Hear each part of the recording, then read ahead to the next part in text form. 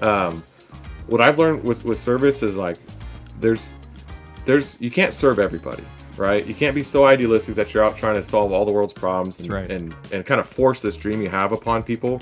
But what I've learned, if you find the right people that are vision aligned, that really understand who you are and what you're trying to do, and they see the opportunity in front of you, those are the best people to serve. Welcome to Agbioscience, the #1 podcast in the world for innovation in food, animal health, plant science, ag tech, and agriculture. Here is your host, AgriNovus CEO, Mitch Frazier. Welcome back to Agbioscience. The USDA estimates that between 30 and 40% of the U.S. food supply is wasted every year. That's over 133 billion pounds.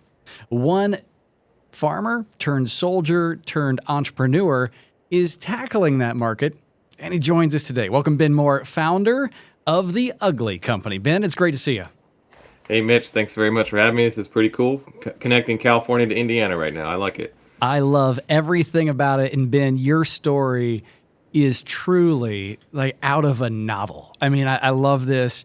Grew up in California, a kid who grew up around farming. You went to the Army, you spent some time at Notre Dame, you come back, you try to do this farming thing, you say, gosh, I need to go create a trucking company. Like, this is just an amazing series of events. And then you create this company that ultimately now is The Ugly Company, your products on the store shelves of Sam's Club and Target. Walk us through this crazy journey that has taken you from California to the Army to back again. Yeah, well, I appreciate that. Hopefully, you didn't oversell the interesting, how interesting this story is or not. But that was a heck of an intro. I need to get you to introduce me when I go do things in the future. I love it. But yeah, so my story, it started right here in Kingsburg. It's a small town in Central California. All the Midwestern listeners, I think you'll be proud to know that at one point, Kingsburg was actually voted. It was like in the top 10, considered like the best Midwestern cities. Which was pretty cool because Fantastic. We're a farming community, right? So, hey, even though I'm from California, I absolutely love the Midwest, and we share a lot of similar values. And you come here, people smile, wave, open the door for you, that kind of thing. So, pretty relatable for people out in the Midwest. But yeah, it all started here in Kingsburg. Half my family was just people that had been in the United States for a long time. My grandparents' side had kind of come from Ireland. I had roots all the way back through the Revolutionary War, Civil War, that type of thing.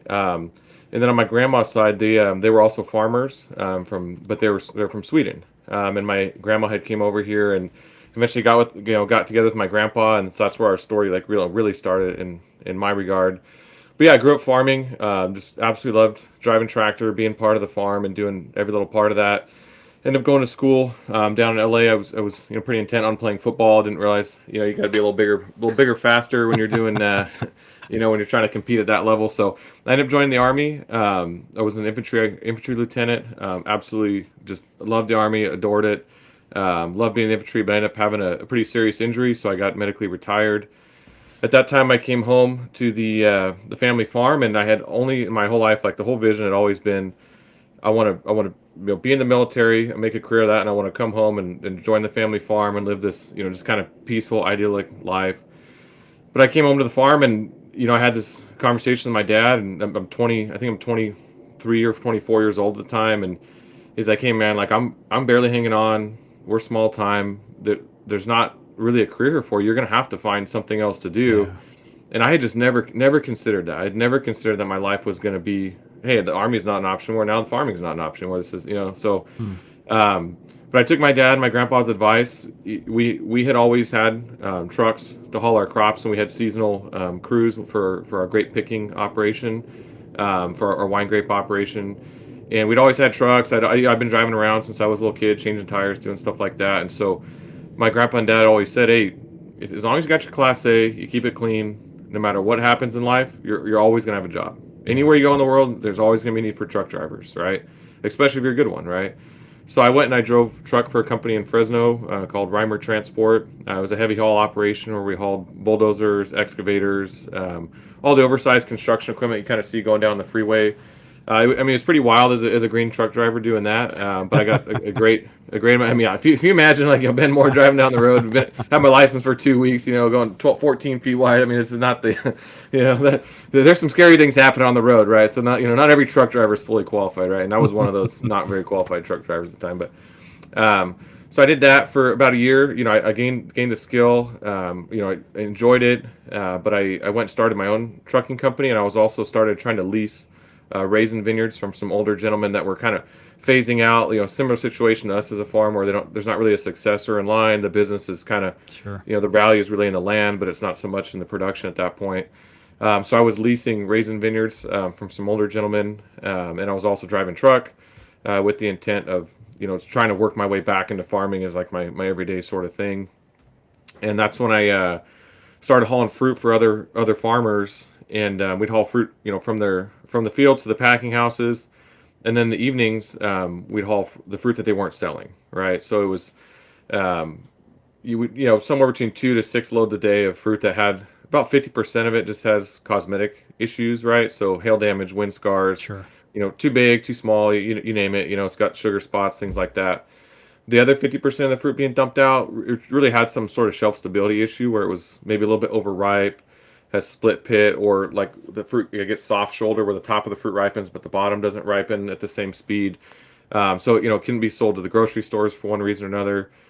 So just me as a big hungry truck driver, I'm just hauling and dumping this fruit. Every day. But I would eat fruit as truckers. We have a joke, like we eat what we're hauling unless it's shit, and so I'm just eating this fruit, and I'm thinking like, man, like I'm eating 10 or 12 of these peaches a day, and like, why isn't it, it's never really occurred to me, why is nobody doing something with this fruit? There's got to be a better use for it than just dump it out in fields. I mean, we dump it in compost yards, we dump it at dairies. Sure. We dig holes in fields, dump it there. We dump it on the avenues. I mean, it was just, fruit on fruit on fruit being dumped everywhere. And so that's when I took a look at this. And I was like, I think I want to start a business. And I think there's an opportunity here. Called it the Ugly Company, and that's actually when I went to Notre Dame, because I realized, hey, I don't really have the business skills to do this. So that's what led me to Notre Dame specifically, was trying to learn how to be a better business person. Well, I think you won, Ben. You have your product on the store shelves of Target, Sam's Club, lots of others. You set a big goal here, and I think you are maybe underplaying your capability and strength here, maybe just slightly. You said, hey, look, I want to decrease food waste. I think you have a $12 million or 12 million pound goal, if I remember right, and you're about halfway there. What was the driver? Was it just this idea of hauling this fruit that, like, man, this could be better? What led you to set a goal for waste reduction? Yeah. So we did have a 12 million pound goal. We already actually surpassed that. We just smashed through that this last year. Come on. Yeah. Congratulations. Yeah, I appreciate it. So we've now reset the goal, because we've already prevented over 12.7 million pounds of fruit from becoming waste. Now the goal is in the next 10 years to get to 100 million pounds by 2035, which I might need to reset the goal already, because we're kind of re-accelerating through that goal. But yeah, we're on shelves in Walmart, Sam's Club, Whole Foods, working towards Costco, also working towards Target. Got Sprouts is another amazing vendor. I mean, we have tons of partners, too many to list at this point, I guess. But yeah, I mean, for me, it was just one of those things, like, when you're younger as a kid and you work in ag, we're used to fruit being dumped out. It's kind of part of the process. When I was a kid, we would dump a lot of the waste at local dairies. There was a ton of small dairies back in the day, just as there was a ton of small farms back in the day. Well, ag is not immune to the law of business, right? Where the industry is consolidating. There's all the smaller fragmented players are kind of being worked out for one way or for one reason or another. And so same with dairies, they're consolidating as well. And so there just wasn't as many options in our areas to dump the fruit. And so we started just dumping it left and right in fields. And so that's when I was like, man, I've been in the Army. I've traveled over a decent amount of the world at this point. I'm like, this is kind of a unique problem to here in Central California, where we're at this scale. I mean, because for us, ag in Central California, as in the Midwest, like, we're big time producers, and it's not like 1-2 acre growers of anything. That's it's right. We're all these are big operations going on at this point. And so I kind of just looked at this just as like the if you've ever driven truck, you've sat there for 10, 12, 14 hours a day, like, and you think about the same thing over and over and over. So you have a ton of time to just think, And so I would just think, I was like, man, like there's got to be something better to do with this fruit than just dump it out, because it's really good fruit at the end of the day, right? So that was just kind of with me. It just spurred the moment, like, man, I'm just tired of dumping fruit. This is dumb. There's So got to be something better here. from that idea, Ben, you're sitting in the cab of the truck. You have this idea. You create the brand, the Ugly Company. For those that don't know, walk them through. You have fruit that is maybe blemished or whatever. What do you do with it, and how would they see it? How would a consumer see it on the store shelf? Yeah, absolutely. That's a great question. I probably glazed over that a little bit, right? But yeah, so at the Ugly Company, we save fruit from local farms. We make dried fruit out of it. There's no added sugars. There's no added ingredients. It's literally just the fruit itself. I don't have any bags actually here with me because I'm in my home office, not my office at work. But we have a nice label. It's called Hell on Mugly. It's got the nice bright colors. You'll see it in shelves all over the U.S. And it's all centered around, first and foremost, providing a good, healthy product to our customers. Me as like kind of the country boy, Central California, my grandma she would take the fruit that we weren't harvesting from the field and she would dry it on the roof of the house. And so I grew up eating, dried peaches, dried white nectarines, all these types of things that I didn't realize most people had never had, right? Dried fruit was not like necessarily in the palate of everybody. So that's one thing we're doing as a business. We're providing different varieties of dried fruit to people. So it's kind of unlocking new consumers or Sure. more consumption of a good healthy product like that.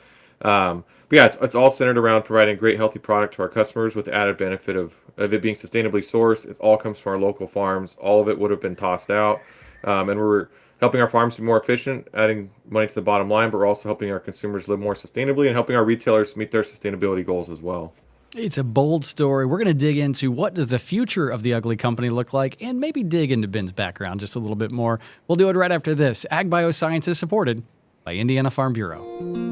From berries to dairies, from crop advisors to data analyzers, Indiana Farm Bureau is at the forefront of the top issues impacting Indiana agriculture. No matter your role in the ag industry, Indiana Farm Bureau membership means you'll always have a champion and an advisor. And because so much of your time is focused on your own enterprise, it's also good to know Indiana Farm Bureau is always working to fight for the future of agriculture. We come together to advocate for rural viability, the protection of property rights, competitive tax policies, and against burdensome regulations. Whether our members need a door opened, an impact in public policy, or an ally to strengthen their communities, Indiana Farm Bureau is there. We are the unified voice for all agriculture. To learn more about the benefits of Indiana Farm Bureau membership, go to infb.org. Welcome back to Agbioscience, talking with Ben Moore, the founder of the Ugly Company. Ben, your story of turning fruit that's discarded into a really cool, nutritious product, just incredible. I want to understand a little bit more. How does this work? Are you going to producers and saying, hey, that stuff that you would throw away, let me have it? What does it look like for them from a macroeconomic standpoint? And then how do you bring that value all the way through to that store shelf? Yeah, no, it's a great question, because that's one of like the just natural sort of misperceptions about what we're doing and about kind of food waste in general. Is that like, oh well, why would you want to dump it out? This would be so easy to go in there and just make this happen, right? Well, even though I'm from the industry, I'm a truck driver, I know the logistics behind this incredibly well. It was really difficult at first to get growers to work with us, because we're essentially kind of disrupting their existing flow of their operation. And back in the day, and there's still some growers we haul for where they pay us to dump their fruit out, right? And it's considered a waste product like anything else. When you have a waste product, it needs to go from point A to point B as efficiently as possible. And back then they were paying you 12 to $20 a ton to haul and dump it, depending on how long the haul was. And even though Ben Moore, the truck driver, would eat the fruit in that state, it's not handled hygienically at that point, right? So it was ferried out of the packing house on a series of conveyors. It dumped into my side dump trailers that were sitting there in the sun and 110 degrees. I mean, and it's sitting there all day, and so it's not handled hygienically. At that point, it can't go to the grocery store, right? Even though, like I said, Redneck Ben has no problem eating it. That's not the rest of the people in the world. It's not okay, right? So what we do now, we pay our growers about $80 to $100 a ton, depending on which commodity it is. We pay them for the fruit, What that gains us is it helps, we get buy-in from the growers as well, because Sure. there's an economic incentive for them.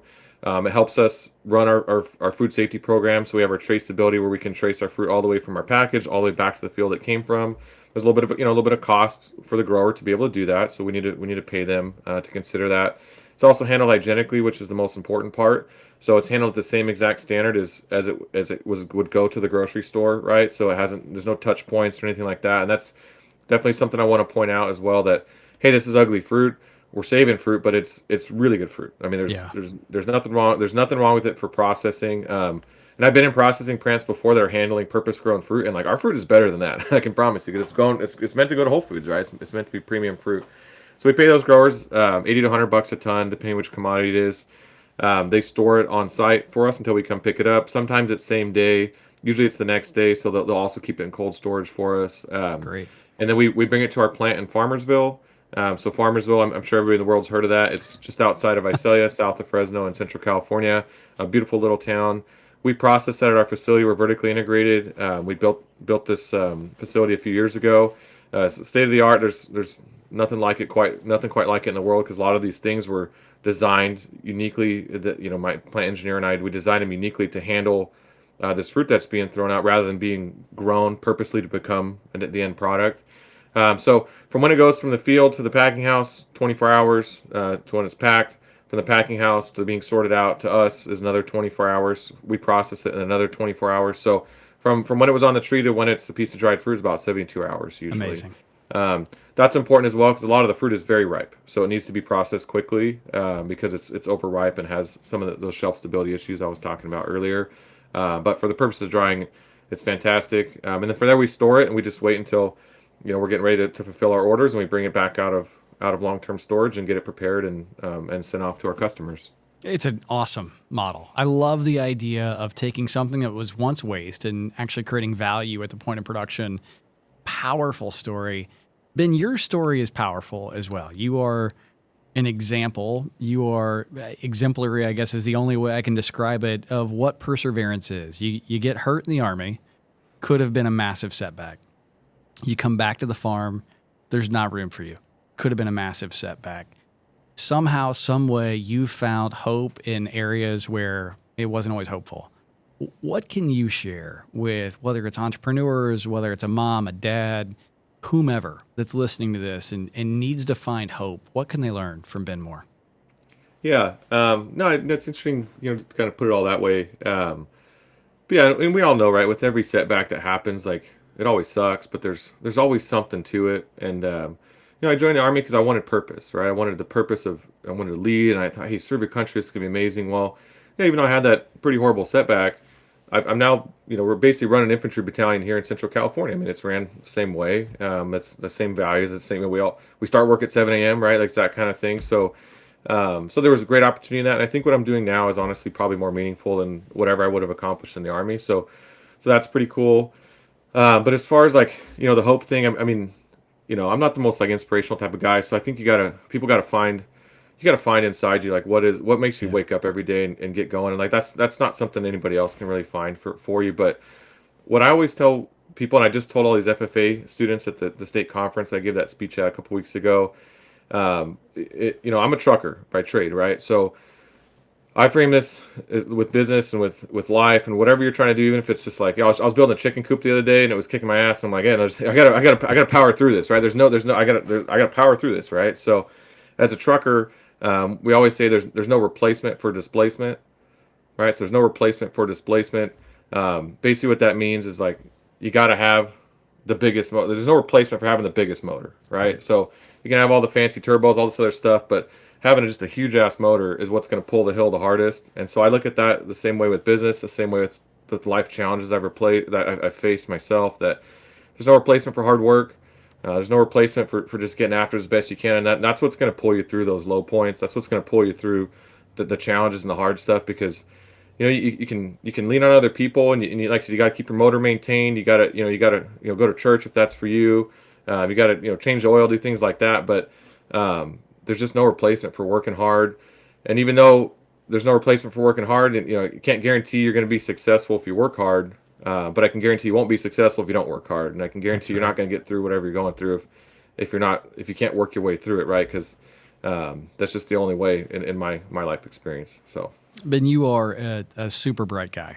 You have a Notre Dame MBA, graduated from the Benning School for Boys, also known as the U.S. Army Infantry School. You've done amazing things, and you are now, to your point, serving in a different way. How do you look at what you're doing in the Ugly Company with the Ugly Company? Is really a platform to serve, whether it's producers, whether it's consumers. How are you thinking about service as part of this? Yeah, I think it's really interesting, right?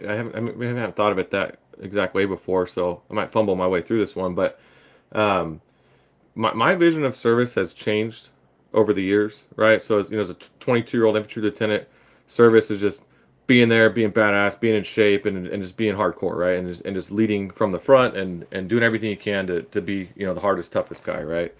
Um, and then I ended up doing my trucking thing, and I kind of lost that like feeling of service that I had enjoyed. And so when I started my business, I had this, hey, I want to kind of change some of these things about ag. I want to bring people in and pay people really well, and I want to build this thing up. Yeah. And really got humbled in a lot of ways because at the end of the day with ag, I mean, ag's binary, right? You got to produce. You got to produce at a good price, at good quality, and you got to be competitive, and it's tough. I tell you, like, it is tough to start an ag business in Central California. This is as mature of a market as you could get into. The barriers to entry are incredibly high. You got to have land. You got to have. I mean, it's just insane barrier to entry, right? So, what I've learned with service is like, there's you can't serve everybody, right? You can't be so idealistic that you're out trying to solve all the world's problems and right. and kind of force this dream you have upon people. But what I've learned, if you find the right people that are vision aligned, that really understand who you are and what you're trying to do, and they see the opportunity in front of you, those are the best people to serve, because those people can see the opportunity, and they will help. They will carry. I mean, at this point, they're carrying our business, really, right? Like, it's not so much been more. I'm doing things like this, and I'm got the vision, but I mean, it's really our frontline leaders those are who are leading the business at this point. And that's, I think, the best service for me is just the opportunity. Like, hey, I've created such an environment here that I always wanted to create big picture, but it really was about this opportunity does not exist for anybody else in our generation, because we're the only ag processing business that's been started from scratch in Central California in my entire generation. Wow. Right. So that's pretty powerful for people that didn't have the opportunity to go from zero all the way to the top, which we've had some of these people that are coming through with us now that started as a line worker, that became quality control assistant, became quality control manager, now working in sales, right? So that's a huge leap that somebody can make in a few years, and that opportunity just hasn't existed for others in our generation. That's how I look at service now, right? Is just being the best I can be, being humble, showing up, and just knowing that this opportunity is now here for others to run with. So there are lots of runways still to come, Ben. There's time for one more question, and it's one of my favorites because it sets this whole thing in motion. What's next? What do you look for in the future of the Ugly Company? What can we expect to see on store shelves here in the next 12 to 24 months? Yeah, definitely. What next? If only I had a crystal ball, right? But so I'll tell you the plan of what's next, right? So first and foremost, I'm going into a capital raising season here, right? We've grown tremendously over the last 6 years. We have a big inventory build season. So as we're making these big leaps of growth and going to these big retailers, I need more capital to build inventory, basically, right? So I'm now hitting the road, raising capital. So maybe if anybody's listening to this and you want to get in touch, that'd be awesome, right? Or if we know anybody that might be interested in taking a look, please let me know. So that's a big deal for us. Got to accomplish that. And then number two, so we have a Walmart launch coming up in June. So we're going to be in about 180 select Walmarts doing a pilot program with our new family size units. So we've always had a flagship snack size unit that you could buy, kind of in all these different locations in the natural channel. But now we're running a 10 ounce in Walmart, which is really cool. It's great value for the customer. I'm really excited about it. And I've seen our brand been able to it really works well, not just in the natural channel, some of these like Whole Foods and some of these Sprouts, these other amazing stores. But we did a test in Sam's Club. It went phenomenal. So the Walmart one's big for us. We're also doing an expansion in some of the Kroger banners as well to also test the family size, which is really big. And something else I'm really passionate about that it wasn't where I was intending to take the business originally, but it's a fun channel for us, and I think it really is a good service oriented channel, like you were saying, as schools. So we're selling Great. product in schools now. We have a phenomenal distribution partner called Gold Star Foods that we're working with that's helping us accelerate as a small company into these different locations. And I think that's really big because you kind of zoom out like, hey, why are we going this way with schools and Walmart and things like that? The world is really changing right now in an interesting way, where you have like this confluence of events where, hey, people were really interested in sustainability, 10 years ago. I mean, a lot of people have, but like really accelerating kind of 10 years ago. We rode that wave, was great. But then healthy eating is really at the forefront of people's minds now. I think a lot of it sort of started under President Obama, and now it's being carried through, especially into schools and things now. So healthy eating is a big one, and then also with this tariff situation that's going on that nobody quite has the feel. If somebody says they have a feel for it, they're probably wrong, or they're probably a little bit overconfident. But hey, we're made in America, domestic manufacturer. A lot of our competitors are importing foreign goods. So in a vacuum, this should be a good thing for us. So I'm sitting here watching this closely, just wondering how this is going to happen and how it's going to reshape ag, because I've Right. I've in my lifetime, I've seen some of these crazy things happen with tariffs and trade wars and stuff. So, yeah, that's where we're going. We got a lot of great things going on. We're hiring a lot more people as well this summer for our plant, looking at running a second shift. No, that's exciting. Ben Moore, founder of The Ugly Company, a great American, an incredible entrepreneurial story. Thanks so much for spending time with us on Agbioscience. Yes, sir. Thank you very much for having me. I appreciate it. We had a great time really digging it. Would love to come back if you'd ever like me. Appreciate All right. it. We'll see you soon. And thank you for joining us on Agbioscience. You can always get the latest Agbioscience news and insights from discussions just like this by subscribing wherever you get your podcast. And don't forget, while you're online, check us out at agrinovusindiana.com. On behalf of the entire AgriNovus team, I'm Mitch Frazier, saying thanks for joining us. We look forward to seeing you real soon. Agbioscience is a podcast by AgriNovus Indiana, hosted by Mitch Frazier, produced by Kayla Chittister and Fabian Rodriguez. Photography and design by Kaylee Kerr. If you liked today's episode, subscribe, rate, and review so we can bring you more conversations just like this. Get all episodes of Agbioscience at agrinovusindiana.com.